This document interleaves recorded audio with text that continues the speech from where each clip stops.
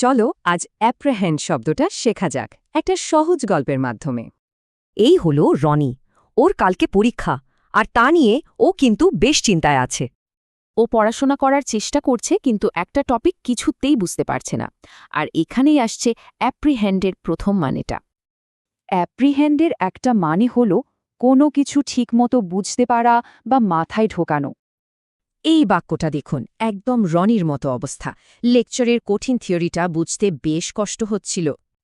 তো রনি একটু ব্রেক নিয়ে ফোন দেখছিল, আর ওখানকার একটা খবর থেকেই আমরা এর দ্বিতীয় মানেটা পেয়ে যাব। অ্যাপ্রিহেন্ডের আরেকটা খুব পরিচিত মানে হল পুলিশ যখন কাউকে ধরে বা অ্যারেস্ট করে। মানে প্রথমে ক্রাইম হয়, পুলিশ ইনভেস্টিগেট করে, আর তারপর সাসপেক্টকে অ্যাপ্রিহেন্ড করে, মানে ধরে ফেলে। এই বাক্যটা ঠিক এটাই বলছে। অনেক খোঁজাখুঁজির পর পুলিশ শেষমেশ সাসপেক্টকে ধরতে পেরেছে।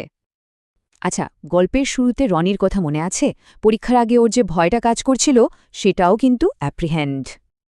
এর ৩ নম্বর মানেটা হল ভবিষ্যতে কি হবে তা নিয়ে দুশ্চিন্তা করা বা ভয় পাওয়া। ঠিক রনির মতো এখানেও ডেডলাইনের আগে কাজ শেষ করতে পারার টেনশনটাকেই অ্যাপ্রিহেন্ড বলা হচ্ছে। তাহলে দেখা যাচ্ছে অ্যাপ্রিহেন্ড শব্দটার তিনটে আলাদা মানে আছে। চলুন একবারে দেখে নিই। এখানে তিনটে মানেই কিন্তু এক জায়গায় মিলছে। বোঝা মানে মাথায় ধরা, অ্যারেস্ট মানে হাতে ধরা, আর ভয় পাওয়া মানে দুশ্চিন্তায় ধরা। তার মানে কোন পরিস্থিতিতে ব্যবহার করা হচ্ছে সেটাই আসল। এবার কি একটা বাক্য বানানো যায়?